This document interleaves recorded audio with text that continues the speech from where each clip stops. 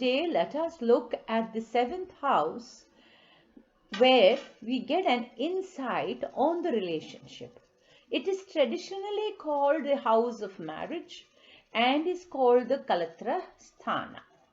The seventh lord is called the Kalatra Karaka.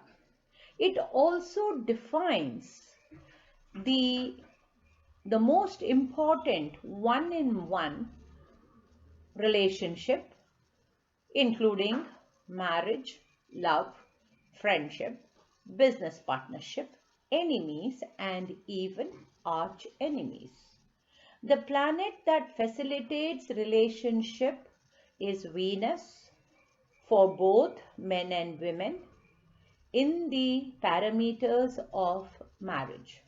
Sage Parashara in his Brat Parashara Hora Shastra has, in chapter number 24 verses 73 to 84, has given the following results of the placement of the seventh lord in various houses or in the 12 houses.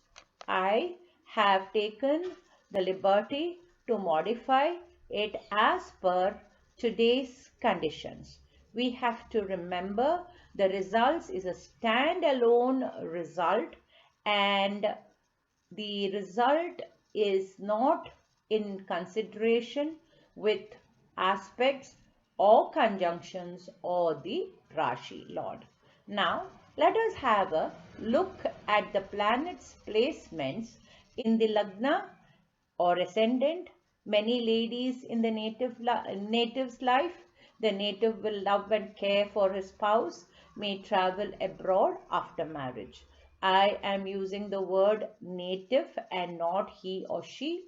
I am using the word spouse instead of wife because it is applicable in today's world for both men and women.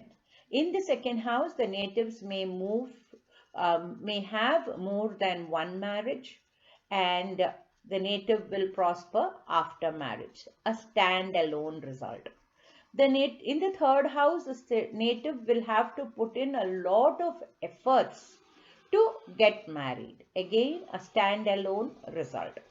In the fourth house, in today's context, we can predict that the partner will be strong-willed, will be devoted, and will bring fortunes to the native. In the fifth house, the native will get an honorable spouse and will be wealthy. In the sixth house gives us the indication that the native and the spouse will have bad health or ill health, but we have to remember that cannot happen throughout. It is only during weak dashas that the sickness or bad health triggers us.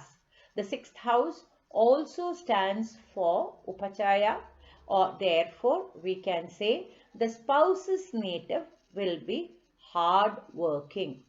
Right? Now, in the seventh house, the native will have a spouse who will bring happiness, and the native will be courageous, skillful, and intelligent. I'm sorry, I cannot see those sentences very clearly. Here again, we are talking about courage, skillful, and intelligent. The seventh lord will aspect the ascendant. Therefore, these are the results given. In the eighth house, the native marriage will be short-lived. The native will get gains after marriage.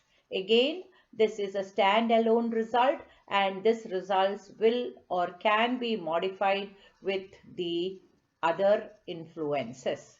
In the ninth house, the native will be remarkably busy, as the seventh lord will aspect the third house. He has only said the native will be remarkably busy, and he will get a spouse who will be well-mannered and hardworking.